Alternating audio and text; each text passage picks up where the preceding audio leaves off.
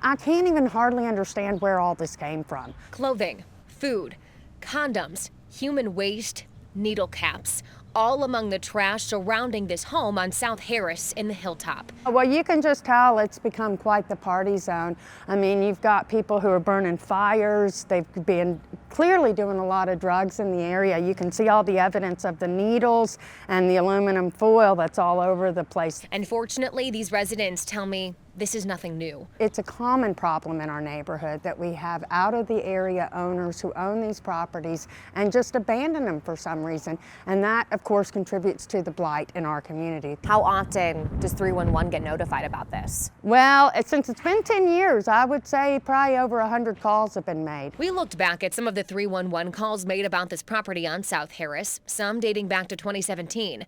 In May, I showed Columbus City Council member Shayla Favor photos of this property. We could go down the list of violations in the Columbus City Code that these properties are violating. Favor asking me to share these images with her team and said she would send them to City Attorney Zach Klein. A month later, the property was cleaned up. But this is what Hilltop residents told me when we followed up with them last month. It kind of gets cleaned up, and then within 3 months later, it looks just like this. She was right. We were back with Carla Carr Friday as she and other community members did their Friday lunchtime cleanup. They say they want to be part of the solution, whether it's cleaning up this house on South Harris or properties all along Sullivan. I think this might be 40 consecutive Fridays that we've come out.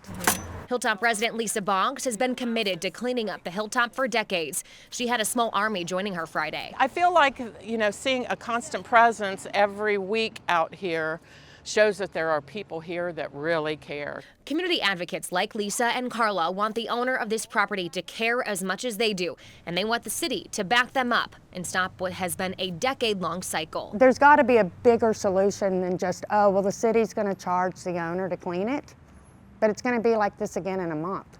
So there has to be like some sort of real action. The property owners don't care for their house, the city should take it.